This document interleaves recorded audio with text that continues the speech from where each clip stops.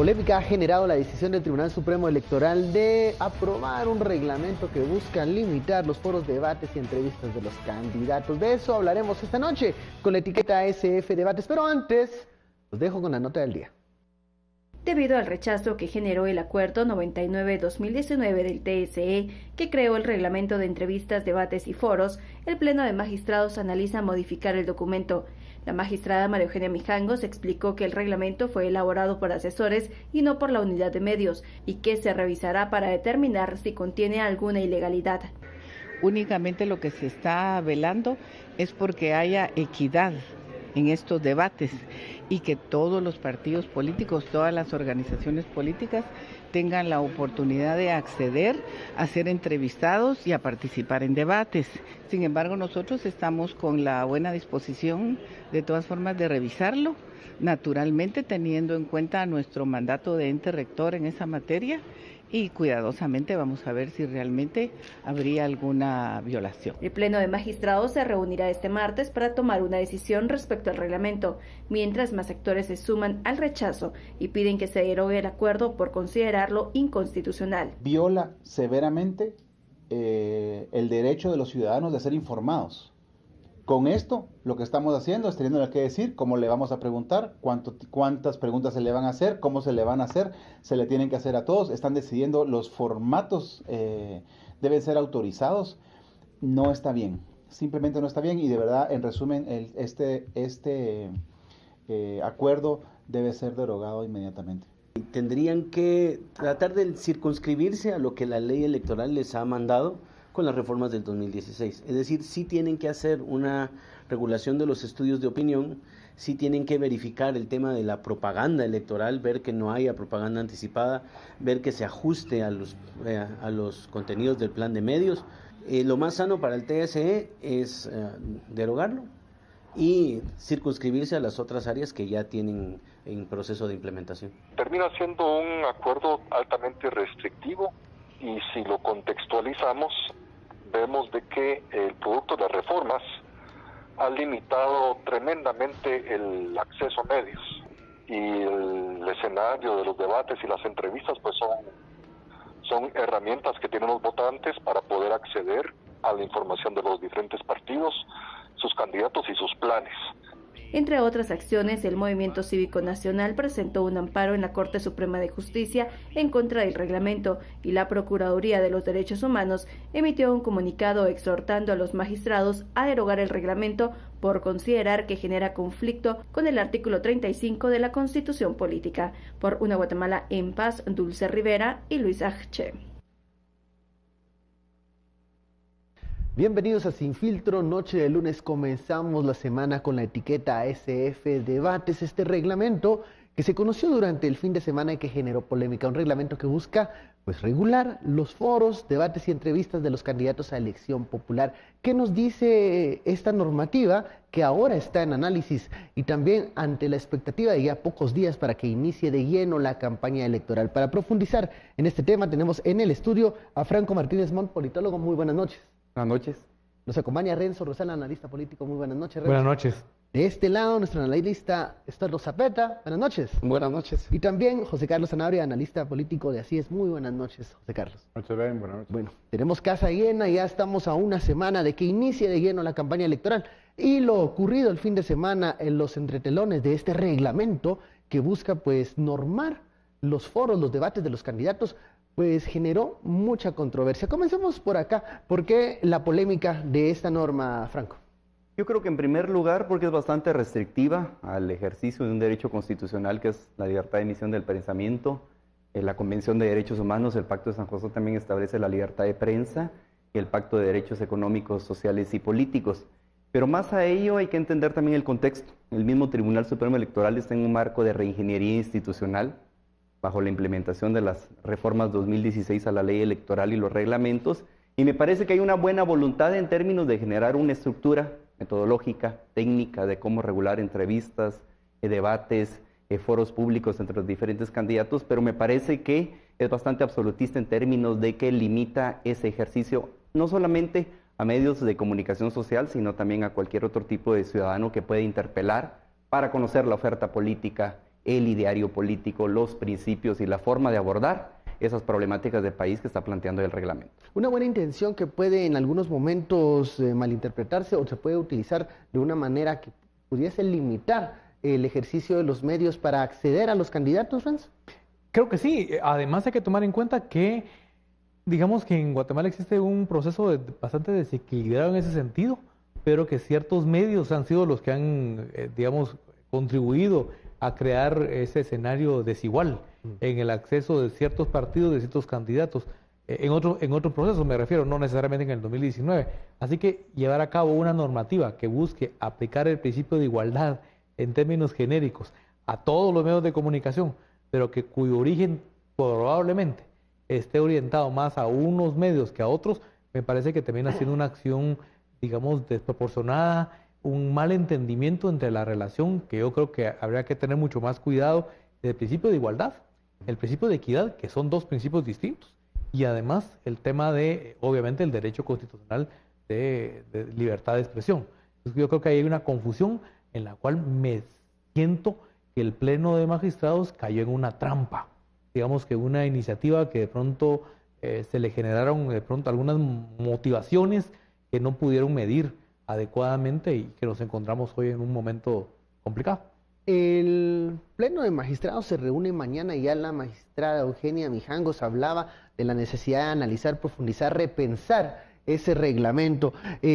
Consecuencias de lo que se conoció durante el fin de semana y qué es lo que podemos esperar del Pleno de Magistrados en los próximos días, próximas horas, Estorro. A una semana de las elecciones, lo único que podríamos esperar sería que no solo analizaran, sino que lo abrogaran de una vez. No digo ni cambiarle partes, sino lanzar, si van a hacer otra cosa, que lo hagan, no solo que lo hagan bien, sino que lo hagan de manera que no tenga la reacción que ha tenido esto. Solo para ponerles un ejemplo, 4 comunicados que se me vienen a la mente en este momento. Está el comunicado de la Cámara Guatemalteca de Periodismo, el mismo editorial del diario Prensa Libre, que fue bastante directo esta mañana, también el comunicado de Alianza Evangélica, el comunicado del CACIF. Y creo yo que más allá de entender que, por ejemplo, el Tribunal Supremo Electoral está para dictar conducta a los ciudadanos, en realidad la función principal es para las agrupaciones políticas. A estos tienen que dedicarse. Pero aquí nos está dictando no solamente a los ciudadanos, sino también a los periodistas y a los medios. Y es cierto, ha habido abuso, pero casi como en el caso que hemos discutido que mucho de los tránsfugas, a veces las medicinas salen más caras, salen peores que la enfermedad. Una medida muy restrictiva en este caso. Restrictivo, inconstitucional, pero ante todo, digamos, nosotros, por ejemplo, aquí en Sin Filtro, según ese reglamento, no podríamos hacer. Tendríamos que enviar el cuestionario 10 días antes con todas las preguntas. Ellos nos mandarían a decir 10 días después si las preguntas son las correctas, no son las correctas, y estaríamos así en un... ¿Y qué es lo que pensaba el Pleno de Magistrados, el Tribunal Supremo, cuando pensó que era bueno normar de alguna manera la realización de foros y debates? Hay un exceso en la forma como se están haciendo estos instrumentos. Mira, aquí agarraron el modelo mexicano. Y el modelo mexicano, cuando fue lanzado, tuvo problemas. Serios, precisamente porque hay que entender que los tribunales supremos electorales o los grupos que se dedican de parte del Estado a llevar hacia adelante elecciones, en realidad, otra vez, es para los partidos políticos y para las agrupaciones que participan, no son para los ciudadanos. Los ciudadanos estamos en otro, digamos, en otro lado, en otro campo, pero aquí nos están regulando a nosotros los ciudadanos y también están regulando a los medios. Cada medio va a tener su forma, su estilo y todo. Ojo que ahí no solo son debates, ahí está también regulado entrevistas, foros, todo lo que uno quiera, y puede que mandes tu carta a pedir permiso si te lo permiten o no, y después te digan, no, fíjese, 10 días después. Entonces, pero ese es solo un puntito de todo esto. Y aunque yo creo que lo más probable es que se desentiendan de esta ley por toda la reacción que está generando, porque miren, el primer principio es que libertad de expresión no es solo para nosotros los periodistas. Entendámoslo bien, la libertad de expresión está garantizada para cada ciudadana, cada ciudadano. Y eso es lo que tenemos que ir viendo. Y sí, hubo medios que utilizaron a los partidos políticos o partidos políticos que utilizaron a los medios para hacer sus noticias disfrazadas de o su campaña los política infomerciales disfrazada de conocidos. 2 minutos de infomerciales, pero ¿por qué no le entran a eso? Además, presupone que la gente es tonta y no se da cuenta. Si la gente se da cuenta, pues que es obvio que están haciendo por eso. Y por eso es que precisamente esos medios que han hecho eso han caído. Y quienes no lo hemos hecho hemos subido. Así de sencillo. Y entonces es para los partidos políticos, no necesariamente para la ciudadanía. Y ojalá ya en este tiempo, hoy en la noche y mañana, reflexionen, no solamente para derogar, cambiarle parte, sino para abrogarlo, eliminarlo totalmente, por lo menos de lo que, como de historia, de lo que fue aparecido. o lo que quisieron hacer. José Carlos, la decisión del tribunal de pensar, repensar, analizar, ver qué hacer con este reglamento es ya una primera señal de que pareciera que van a dar marcha atrás. ¿Debe quedarse entonces ese espacio como lo propone Estuardo, mejor no tocar el ámbito de la realización de foros, debates, entrevistas? Yo creo que en este caso la medida fue, desde mi perspectiva, bastante sorpresiva e innecesaria. Y tal vez hay que hacer una acotación, porque en estos momentos la discusión se está confundiendo. Se está confundiendo por un lado la reforma y se está confundiendo por otro lado el acuerdo, haciendo una relación entre ambas. Yo siento que el acuerdo va muchísimo más allá de la reforma. Y oponernos al acuerdo no implica oponernos a la reforma. Es decir, yo creo que la reforma está implementándose, porque también en este caso hay que saber que estamos en este proceso de implementación. Entonces, esto no solo ha sucedido acá, sucedió en México, sucedió en otros lados. Es normal que la primera ocasión en que se implementan las normas haya este tipo de, digamos, de alguna manera, de cosas que van saliendo bien, otras que no tanto, pero hay que ir mejorando. Lo que yo considero al final es que el tribunal no debería de tener este tipo de acuerdos. Primero, es bastante restrictivo y al contrario, creo que el tribunal hubiera tenido una posición distinta si en lugar de mandar lineamientos restrictivos hubiera presentado una suerte no de normativa, sino una suerte de lineamientos orientativos. Es decir, que en este caso los medios y los actores, principalmente los de comunicación social, tuvieran pues algunos lineamientos orientadores, pero no algunos lineamientos restrictivos, ni unos lineamientos que impusieran la línea editorial, el manejo de los programas, la discusión, sino más algunos lineamientos que permitieran un poco como orientar cuáles eran los principios, porque como decía Renzo, no es fácil, porque son cosas completamente distintas, hablar de igualdad y hablar de equidad en un contexto multipartidario con el que tenemos, con el número con 27 partidos políticos. Sí, es decir, es complejo. Entonces, creo que en ese sentido, más allá de elementos restrictivos, el tribunal hubiese optado por una posición de elementos orientativos y que ya el medio, en función de la responsabilidad que tiene no solo como empresa, sino con los votantes y los ciudadanos y con un compromiso incluso con la democracia, el sistema y el fortalecimiento del debate y la calidad, porque esto es lo que está de fondo acá, es la ausencia de debates de altura, que tampoco hay que caer en la trampa, porque antes tampoco los teníamos. Es decir, el problema no es el régimen de medios, porque hay algunos que dicen, no tenemos debates de alturas por las reformas a la ley electoral. Mentira, porque antes, en el régimen anterior, cuando no existía el régimen que tenemos ahora, tampoco se desarrollaba en ese ambiente de debate de altura. Es decir, no es una variable que influya directamente en la calidad de los debates. Entonces, a lo que voy es que indudablemente el tribunal tomó una decisión, espero que en este momento estén reflexionando y más allá de tomar una posición restrictiva que solo abona este clima de incertidumbre, este clima de insatisfacción y tal vez lo más peligroso acá es que afecte la credibilidad del tribunal y afecte la credibilidad del proceso como tal. Optar por una posición más orientativa, que no sé si en este momento el contexto político le va a permitir al tribunal salir con una posición así, porque los actores en este momento ya miran cualquier acción con bastante desconfianza. escepticismo. Hemos visto en otros países donde la realización de debates no es tan diversa, sino que se reúnen en 2 o 3 ocasiones representantes de partidos políticos y de medios de comunicación para establecer las reglas que van a ser, digamos, las más claras y transparentes para la realización de un debate en donde no haya ningún tipo de favoritismo. Pero este no es el caso del espíritu del reglamento que se publicó. Vamos a la primera pausa, regresamos. SF Debates.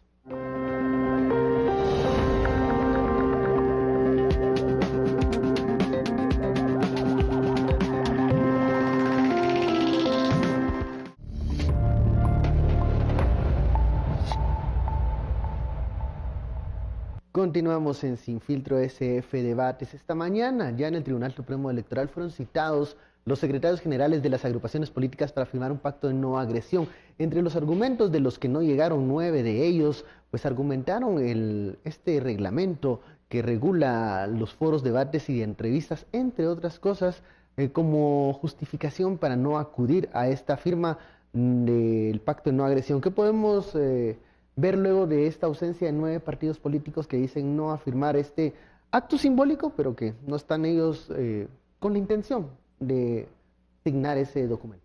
Bueno, yo creo que lo que demuestran es falta de voluntad política de ejercer, digamos, una campaña electoral bajo márgenes de ética, transparencia, sin ataques personalistas, sin campaña negra. Históricamente, 8 o 9 partidos políticos en los últimos procesos electorales no acuden a firmar ese pacto de no agresión. Y yo creo que también a propósito del reglamento, también efectivamente que independientemente que exista un reglamento que estipule, digamos, ese margen de intercambio igualitario, equitativo entre candidatos en foros, entrevistas y los diferentes debates, hay que recordar, en la historia de Guatemala creo que los electores tienen que reconocer que los últimos, para mí, 2 grandes debates presidenciales con ese nivel de visión de Estado, que efectivamente me parece que hay que regularlo, establecer criterios técnicos, analizar la temporalidad, pero en el caso del Tribunal Supremo, por ejemplo, con respecto al reglamento, hay temas de economía, de sociedad, de gobierno, pero por ejemplo no hay temas de política exterior y relaciones internacionales. Dentro de esa imposición de los temas, por ejemplo, no hay un abordaje de un tema tan elemental que es la geopolítica. Pero entonces, regresando al tema histórico, me parece que los debates de Manuela Colón Argueta, Alejandro Maldonado Aguirre, Vinicio Cerezo, y el difunto, digamos, candidato Jorge Carpio Nicol, elevaban ese debate de altura en torno a las problemáticas de país, analizando legislación, presupuesto, política pública, burocracia, y me parece que, como lo decía muy bien José Carlos, quizá no sean lineamientos, sino sean la caja de herramientas, los instrumentos que operacionalizan la implementación de las reformas. Y entonces ahí ve uno, por ejemplo, el caso mexicano, el caso uruguayo, el caso brasileño, el caso argentino, cómo establecen ya, digamos, una serie de elementos metodológicos y técnicos para discutir esas grandes problemáticas de visión de Estado.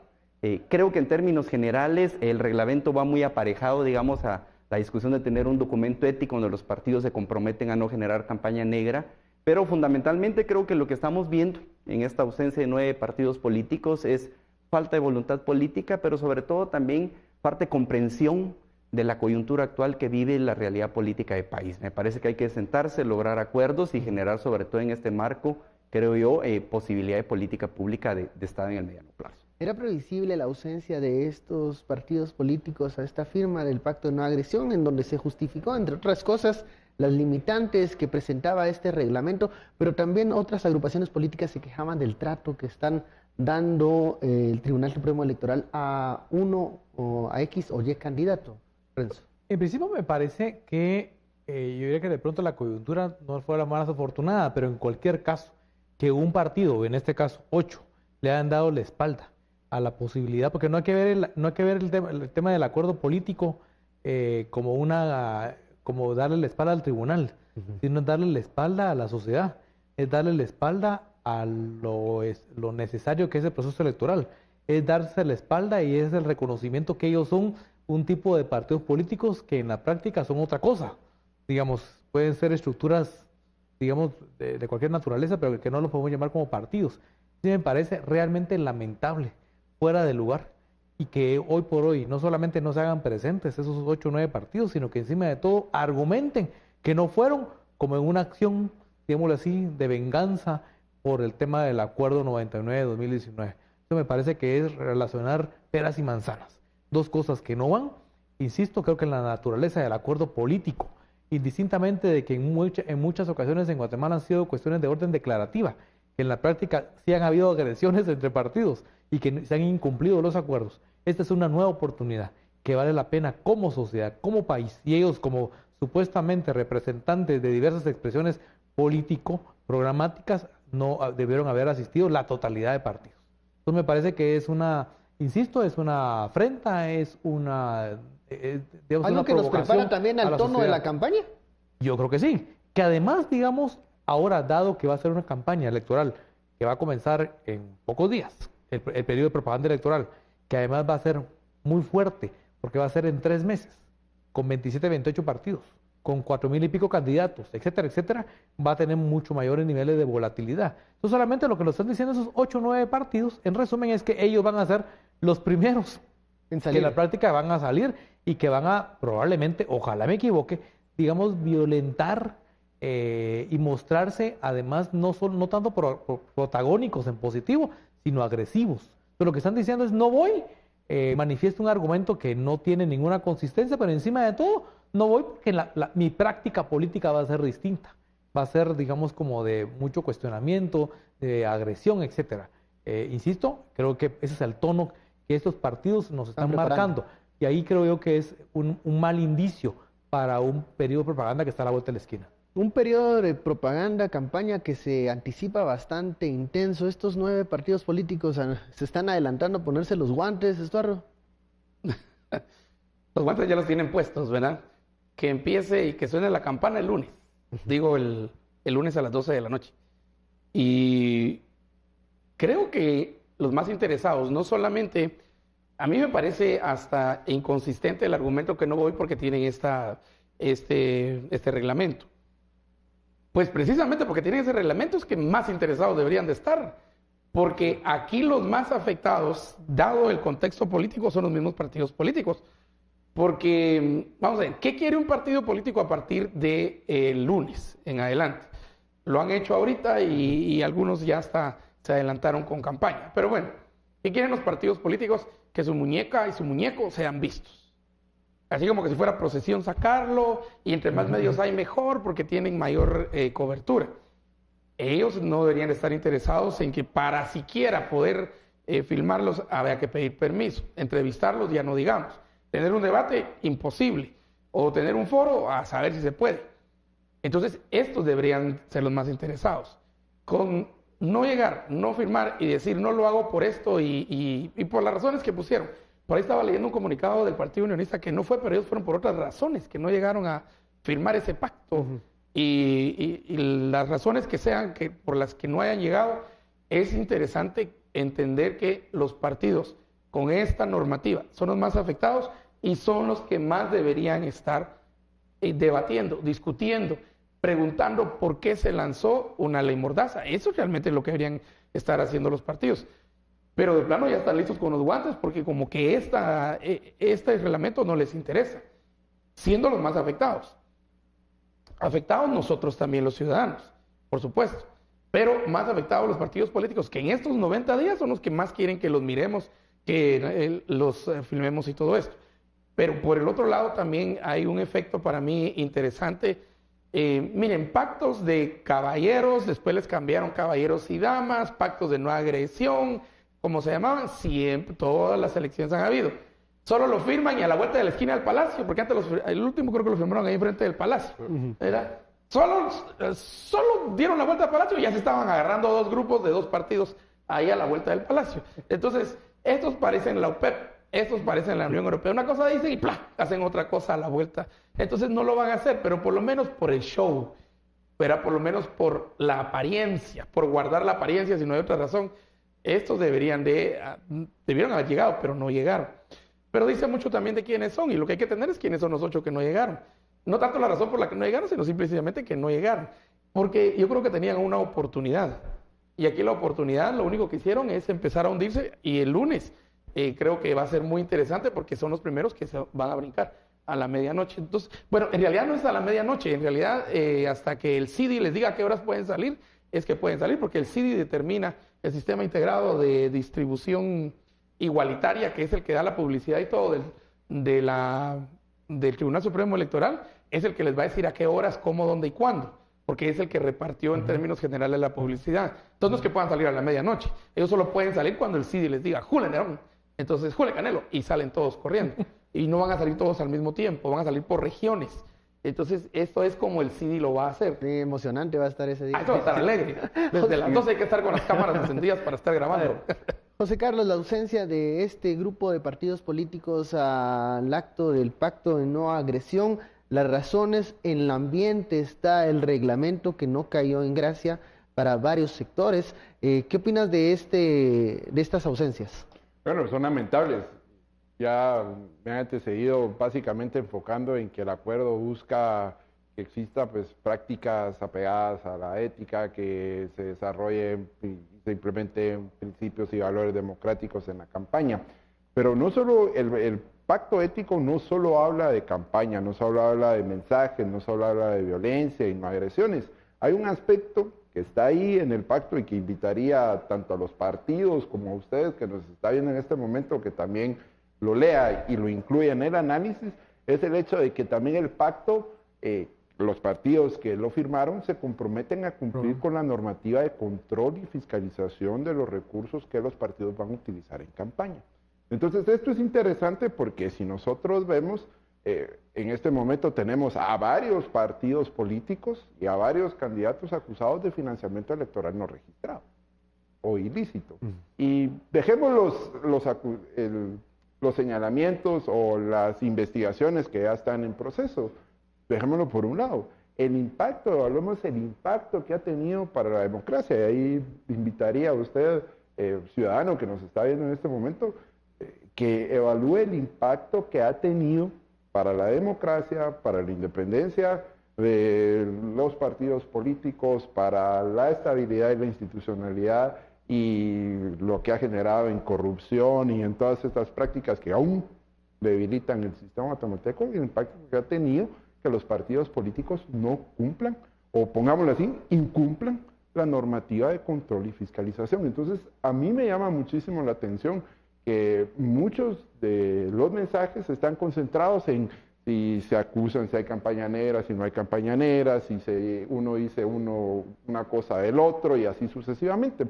Esa es una parte, pero lo que también nos tenemos que poner a preocupar en este momento, que es una de las reformas importantes que se está implementando en este momento, es tratar de pues, que los partidos políticos cumplan con la normativa, es decir, que no superen el techo electoral, claro, que rindan los informes, que se tenga claro quiénes son los financistas, dónde, es decir, el origen, el uso y el destino que tienen los recursos que están utilizando. Entonces acá habrá que ver a qué, es decir, los partidos desaprovecharon esta oportunidad y qué mensaje están enviando.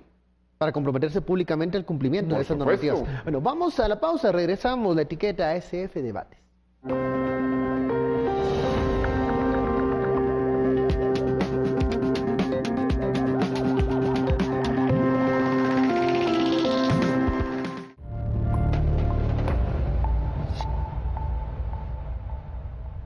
Regresamos a Sin Filtro, la etiqueta de la noche SF Debates. Estamos hablando de este reglamento que publicó el Tribunal Supremo Electoral, que ha causado controversias, que busca regular, limitar los foros, los debates y las entrevistas de los candidatos, pero también qué sucedió con este pacto de no agresión en donde estaban invitados los representantes de los 27 partidos políticos, pero bueno, 9 no llegaron, no se quisieron presentar por X o Y razón. Pero ya estamos a pocos días de que comience la campaña. Ya el fin de semana se dieron algunos actos, conferencias de prensa que nos dice más o menos cómo va a estar el tono del siguiente mes. Se proclamó a la exfiscal Tel Maldana como candidata presidencial del movimiento Semilla. Más tarde, la agrupación política Valor dio una conferencia de prensa donde, bueno, señalaba de parcialidad al Tribunal Supremo Electoral y de su preocupación por lo que la Corte de Constitucionalidad pueda definir de la candidatura de la señora Suri Ríos. ¿Cómo está el ambiente preelectoral ya de la campaña? Estamos a una semana, hay aún candidaturas que no sabemos si se van a concretar. Franco. Bueno, yo creo que un ambiente bastante candente, convulso, con una serie, digamos, de candidaturas bastante polémicas, en el ambiente ahí de todo, ¿no? Un discurso conservador pro familia, antiaborto, anti-LGTBI, pero por otro lado, digamos, hay un discurso todavía muy imperante, digamos, de los esfuerzos tanto del gobierno como de sociedad civil en la lucha contra la corrupción y la impunidad. Entonces yo creo que estamos viendo ya una serie de conatos también, de una incipiente violencia política electoral. Buena parte de eso va a cristalizar, digamos, la ratificación de esos 9 partidos políticos que no asisten a esa firma de pacto de no agresión política.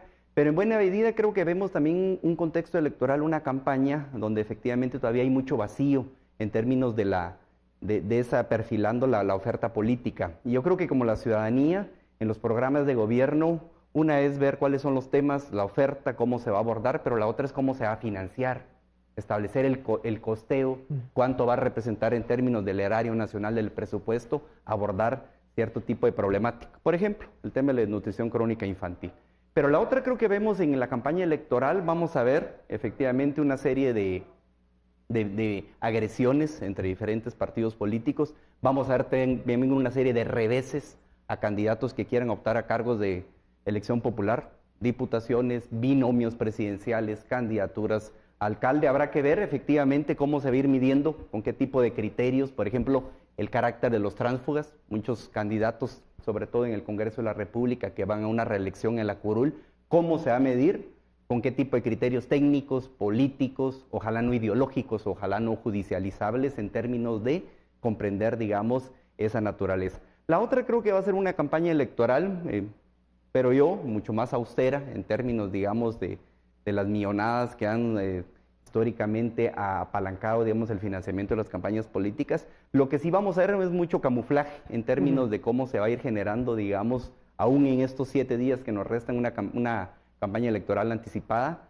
Creo que vamos a tener todavía una serie de altos casos de alto impacto en términos de financiamiento electoral, ilícito, anónimo y no registrado. Yo creo que ese es el pecado original, lo decía el comisionado Velázquez, de la democracia representativa en Guatemala, pero fundamentalmente creo que estamos viendo un vacío en términos de cómo ir generando equipos técnicos de trabajo de los candidatos a la presidencia de la República. Lo hemos visto en las asambleas de nominación de candidatos y yo creo que todavía hay que ser muy cautos en términos de algunas ilegalidades de carácter administrativo, por ejemplo, en las asambleas, esa parte logística que puede traer abajo incluso la nominación de una candidatura, por ejemplo, en el caso de la presidenciable Semilla, hoy por hoy Telma Aldana, y su vicepresidenciable Jonathan Benco.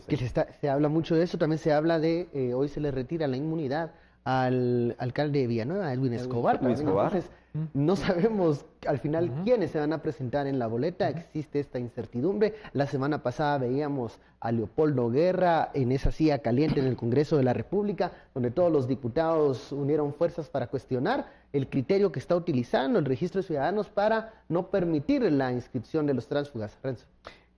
Tú planteabas una palabra que es para mí básica y representativa del signo, del tono del momento, que es incertidumbre. Es decir, una cosa es aquellos candidatos que están siendo postulados para diferentes cargos. Otra cosa es quiénes finalmente van a ser autorizados por el registro de ciudadanos. Y otra cosa va a ser quiénes van a aparecer en las papeletas del 16 de junio y probablemente del 11 de agosto.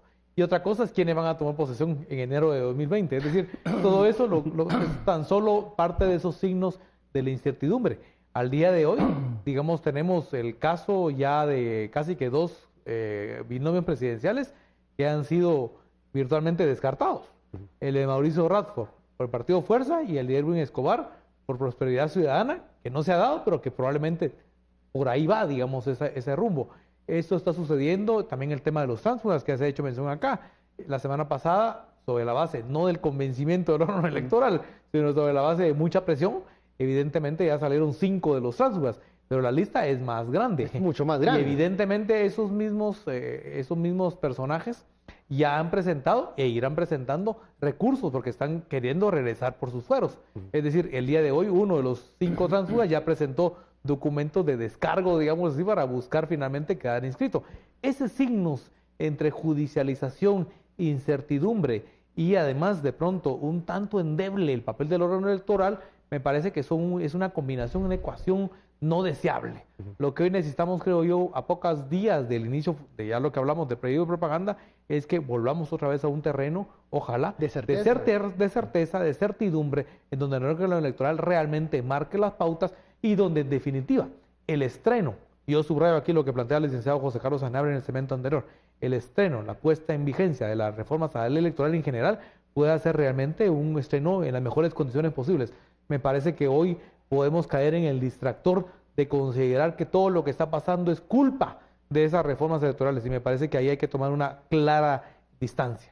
Una cosa es el contenido de las reformas y otra cosa son este tipo de acciones que se están llevando a cabo, que lo que buscan finalmente es, yo diría en un buen chapín, torpedear, erosionar, crear un nivel de volatilidad del proceso electoral que, reitero, me parece que no es para nada conveniente para los guatemaltecos. A ver, de este lado ya seguimos hablando de la expectativa ya a una semana de que inicie la campaña electoral con todas sus fuerzas. Ya el Ministerio Público ha pedido que se cite a la exfiscal Telma Aldana por el tema mañana, ¿no? lo está solicitando por el tema de una plaza irregular. Igual, ¿qué va a pasar con el caso de Telma Aldana? ¿Qué va a pasar con el caso de Suri Ríos? Ahora, con lo que se sabe de Edwin Escobar, hay lo que hablábamos, esta falta de certeza en el aire a pocos días de que comience de lleno la campaña electoral del Sol. Bueno, a Edwin Escobar ya le retiraron la inmunidad. Y aquí es un caso muy interesante porque es un caso igualito al de ¿cómo se llama esta familia que tenía el trono aquí a la par de la capital? Medrano. Es el mismo caso de Medrano, la contratación de una empresa para colectar y administrar el YUSI. Ese fue el mismo caso de Medrano. Solo que Medrano tenía una serie de 6 municipios alrededor que también siguieron la misma práctica. Y aquí estamos viendo lo mismo y retiran la inmunidad de Edwin Escobar. O sea, si podemos decir algo, va uno menos, ¿verdad? Rafa presentó, creo que alguna papelería y quejó, pero el caso que tiene también es un caso que no viene después que fue proclamado y que le dieron sus credenciales. El caso viene después y viene a petición de un informe que presenta la FESI precisamente en términos de decir algo pasó aquí en el RENAP. Entonces estamos viendo que también decimos hay 24 en este momento, 24 dupletas, pero vamos a ir descontando. En el caso de Suri, creo que lo más probable es que le van a decir que no. ¿Crees que la CC va a decir que no? Sí, la CC y le van a decir que no. Y esto tiene que ver con la naturaleza de la CC. Querramos o no querramos, y lo dijimos venimos diciendo desde que principiamos sin filtro, estas son las elecciones judicializadas.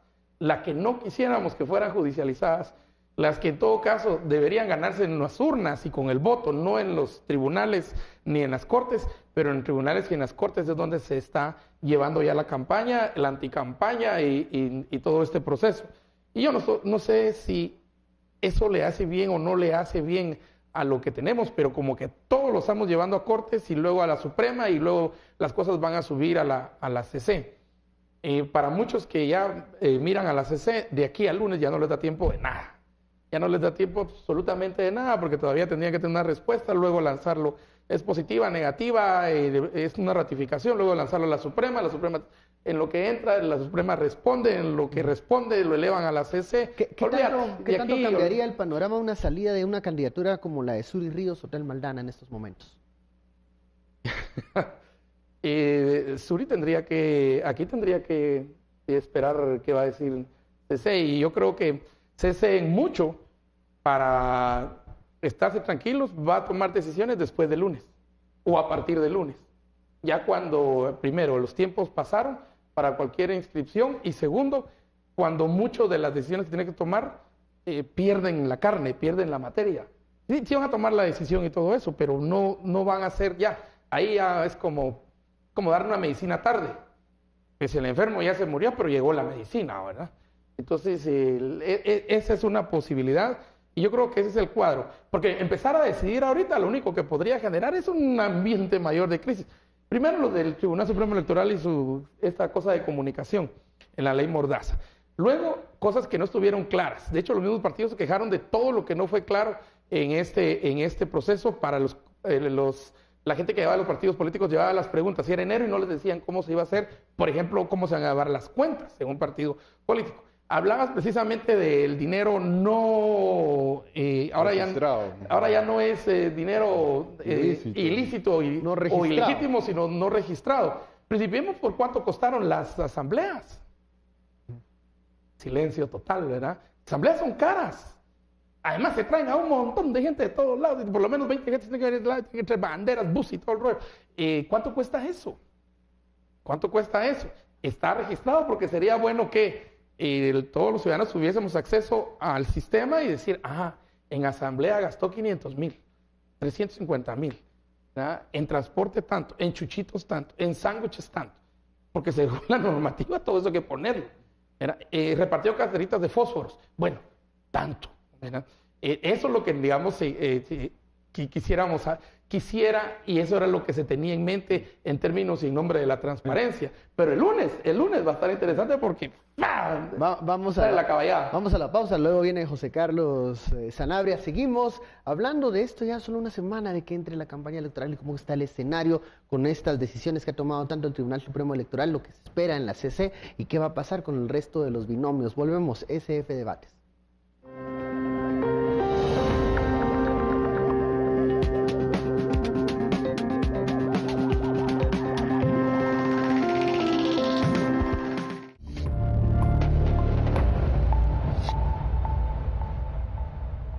Regresamos a Sin Filtro, la etiqueta SF Debates. Hablamos de cómo está el escenario a solo unos días, una semana, de que comience la campaña. Aún no hay certeza de todos los binomios que van a participar y que van a aparecer en la boleta. José Carlos Sanabria, ¿cómo está este clima ya con lo que ha sucedido el fin de semana? El reglamento del Tribunal Supremo Electoral, la proclamación de Tel Maldana, la conferencia de Partido Valor donde señalan parcialidad de parte del TSE. Sí, bueno, en este caso son elementos que lo único que alimentan es esta incertidumbre de cara básicamente a terminar la primera fase del proceso electoral. Estamos a poco, como bien dice, de iniciar la segunda fase, que es la fase de campaña. Y en este caso a mí me gustaría resaltar una preocupación, y es la preocupación sobre la legitimidad del proceso. Hay algunos actores políticos que están tratando de descansar esa legitimidad en función de si logran o no participar en el proceso electoral. Y en este sentido yo sí quiero hacer un énfasis y resaltar que la credibilidad y la legitimidad del proceso electoral no descansen si participa el candidato A, la candidata B o el candidato C, sino la legitimidad y la credibilidad del proceso electoral descansa en que se cumplan las normas, en que el proceso está pegado a la ley, en que se respete la normativa, por ejemplo, de control y fiscalización. Es decir, no caigamos en la trampa y estos contextos convulsos, los que llaman principalmente tanto actores políticos, institucionales y de la sociedad, incluso partidarios, porque aquí hay que enfatizar la responsabilidad que tienen los partidos políticos en ese sentido. La legitimidad del proceso electoral no está o no descansa en que si participa un candidato o no. Descansa en que se cumpla la normativa que, por ejemplo, está referida a la inscripción de candidatos. La normativa que está referida a las condiciones que tienen algunos candidatos. ¿No? Y lo digo abiertamente porque yo también creo que con mucha probabilidad la Corte de Constitucionalidad le va a decir a Suri que no pueda participar. Y no se vale, si eso sucede, que luego vengan a argumentar que la legitimidad del proceso se ve afectada porque ella no logra participar. Aquí hay un impedimento constitucional, ella no cumpliría eventualmente un requisito para poder participar y es simple, se cumple la norma y eso le da al contrario una legitimidad al proceso. Es decir, ¿qué le da la legitimidad al proceso electoral? Que los actores políticos, que son los principales en ese contexto, cumplan con la normativa. Y esto desde requisitos, control y fiscalización, medios de comunicación, es decir, todos esos elementos que están alrededor. Entonces, creo que en este caso sí, por la estabilidad institucional, por la estabilidad democrática y por la gobernabilidad del país, que al final es un bien que debemos de apreciar los guatemaltecos, los actores políticos deben de actuar, por un lado, con sensatez, con razón y con mesura al interpretar los eventos que se vienen. Estamos en la antesala de que sucedan eventos traumáticos, llamémosle de alguna manera, para el proceso electoral. Pero hay que separar un poco, como decían en mi pueblo, el cebo de la manteca, es decir, separar una cosa de la otra y saber que si hay dificultades o limitaciones o impedimentos, por ejemplo, para la competencia de determinada candidatura, pues esto no está íntimamente relacionado con la credibilidad del proceso. Al contrario, el hecho de que se haga y prevalezca las normas constitucionales y la ley electoral y de partidos políticos en todos los ámbitos, hace y legitima el proceso electoral. Ahora, pero yo pregunto, si sale de la carrera Suri Ríos, Maldana, Edwin Escobar, ¿creen ustedes que estas agrupaciones políticas y sus seguidores no van a cuestionar al aparatajo y a todo? Pero primero desaparecen los partidos. A no ser que tengan candidatos en más del 50% de los distritos, o sea, más de la mitad de los departamentos. Pero si que tengan, pues, en todo esa cobertura. Que tengan el listado de diputados, eso sí. Una consecuencia inmediata es que el partido literalmente desaparece. No, yo creo que hay que separar. Es decir, por ejemplo, el caso de Suri Ríos. Si no se logra inscribir el binomio, el resto de candidaturas que en este momento están inscritas correrían. Es digamos, decir, es un poco lo que sucedió con la UNE en el 2011, cuando no se inscribió la candidatura de Sandra, el binomio que en ese momento presentó Sandra Torres, y participaron los diputados y los alcaldes. Entonces, por eso realmente el llamado es a la sensatez, a la razón, a la mesura, por un lado de los actores políticos y por otro lado de los ciudadanos, para que no caigamos en la trampa de que la legitimidad del proceso electoral descansa en si participa un candidato o la otra. Y al contrario, las candidatas fuertes están en algunos casos cuestionadas incluso por financiamiento electoral ilícito. Están acusados de asociación ilícita, es decir, son delitos graves y mayores. Imagínense la legitimidad, lo pongo del otro lado, la legitimidad que adquiere el proceso electoral al saber que está compitiendo un partido y una candidata que tiene esos cuestionamientos. Entonces, por eso, perdón que repita y que insiste en esto, pero hay que tener muchísima mesura, sensatez y que la razón política prime. El proceso electoral continúa, es decir, aquí el proceso electoral y el sistema no descansa en una, en dos o en tres personas, descansa en las reglas, en las normas y en los procesos. Y eso es lo que nos debemos de preocupar por cuidar y por cumplir. Vamos a la etapa de las conclusiones brevemente, luego de lo que hemos platicado, el pacto de no agresión, el reglamento del Tribunal Supremo Electoral y a los pocos días que faltan para que entremos en campaña, ¿qué podemos esperar, Franco? Yo creo que podemos esperar eficacia en términos de coordinación interinstitucional. Cuando uno ve efectivamente que pueden existir casos de campaña electoral anticipada o no respetar, por ejemplo, los techos de campaña o simplemente un candidato a alcalde en Mentón, en Huehuetenango, contratando por sí mismo tercera persona pauta, digamos, en radios comunitarias, lo que queremos ver es la eficacia en la coordinación interinstitucional del Tribunal Supremo Electoral, qué capacidad va a tener en términos de control y fiscalización de la unidad de medios del tribunal, la Fiscalía de Delitos Electorales del Ministerio Público, la IBE, la Superintendencia de Bancos, en todo eso relativo al financiamiento electoral ilícito, anónimo, no registrado, la Contraloría General de Cuentas, es decir, cómo ese aparataje público finalmente va a generar un marco de dejar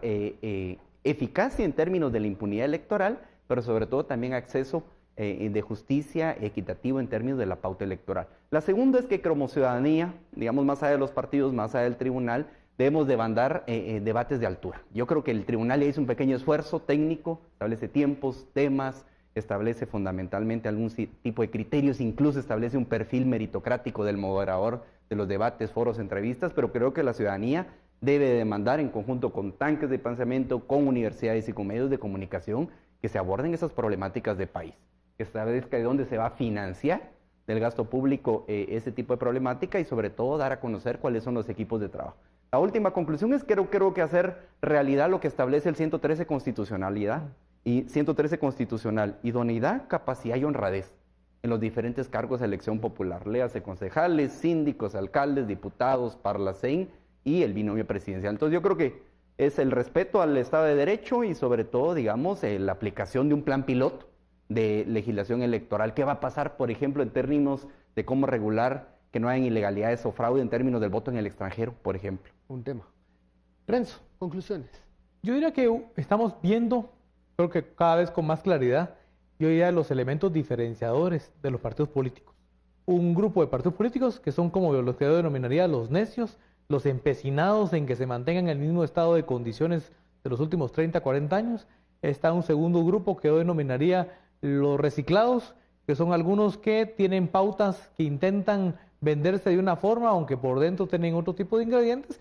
Y yo creo que otro elemento diferenciador que comenzaría a ojalá aplicarse es cuáles son las propuestas de las nuevas organizaciones políticas, las que en realidad son nuevas, que comienzan, digamos, algunas a surgir a partir de los movimientos ciudadanos del 2015 y otros más recientemente. Yo creo entonces que en ese sentido, aunque en términos bastante incipientes, pero esos elementos que yo denomino diferenciadores son los que van a posibilitar que realmente el votante, el ciudadano guatemalteco tenga, aunque sea en términos un poco todavía gruesos, algunos elementos que permitan racionalizar de mejor forma su voto y partir fundamentalmente de la premisa de no repetir lo mismo que sucedió en el 2015.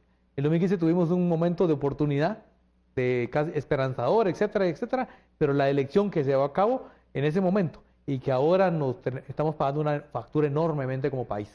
Lo que quisiéramos es que en esta elección, este intento de repetición del 2015, no vayamos a cometer el mismo error y que por lo tanto otra vez posterguemos las posibilidades de comenzar a estabilizar las condiciones económicas, sociales, políticas del país. Estuardo, expectativas ya una semana. Yo creo que la expectativa es antes de la semana, la expectativa es lo que pueda ocurrir de aquí martes, miércoles. A viernes. A viernes. A viernes. Yo creo que a viernes va a estar, por lo menos, el escenario que tenemos ahorita va a variar de aquí a viernes. Eso es lo que, imagínense, 4 días. De ahí que 24 horas en política es largo plazo, ¿verdad? Y va a variar de manera tal que entonces ya para el lunes sí vamos a tener un escenario, o por lo menos un horizonte interesante, pero ese tampoco se va a quedar espectro ni fijo para los siguientes 90 días, para los siguientes 3 meses de campaña. De aquí al 14, del lunes al 14 de 16 de junio, pero realmente es el 15 al mediodía que para la elección, según dice la norma. Entonces ahí es donde, aún durante el proceso de elección, por todas la nueva normativa, por todas las sanciones que tiene también, vamos a ver cómo se comportan los partidos políticos y cómo se comportan a nivel los alcaldes. No sé si habrá comités cívicos, yo no he escuchado mucho de comités cívicos, están muy restringidos, y si habría, tal vez serían muy pocos y en lugares de bastante población. Y luego, pues, cómo se van a dar las reelecciones de alcalde, que es realmente donde hemos visto más el conflicto, en las alcaldías. Menos en diputados, menos en presidente, pero en alcaldías es donde siempre vemos que se da el conflicto más fuerte a nivel local. José Carlos. Bueno, en este caso yo creo que en medio del proceso de implementación de las reformas, en medio de la incertidumbre, sí creo que es importante hacer un llamado a los actores políticos, a los actores institucionales y a los actores sociales para que impere, en este caso, la mesura, la razón para los eventos que nos vienen en los próximos días. El proceso electoral, es decir, estos 35 años de democracia, hay que valorarlos. Muchos, y esos son realmente datos que nos alarman. Hay una buena parte de la población en Guatemala que no valora necesariamente lo que hemos logrado. Sé que todavía no tenemos una democracia sustantiva, una democracia consolidada, pero sí este proceso, desde mi perspectiva, puede ser un parteaguas para o seguir consolidando ese sistema democrático o tener un estancamiento o, en el peor de los casos, un retroceso. Entonces, en ese caso, el llamado, la democracia la construimos todos. Entonces, en este caso, hay mucho en juego. Recordemos que incluso en este año, además de las elecciones generales, tenemos la elección de Cortes. Entonces, ese elemento estamos es sumamente jugando importante. todo por el todo. Bueno, muchísimas gracias, José Carlos, Estuardo, Renzo, Franco, por esta conversación muy interesante. Usted, muchas gracias por su sintonía y preferencia. Esto fue Sin Filtro. Feliz noche. Nos vemos mañana.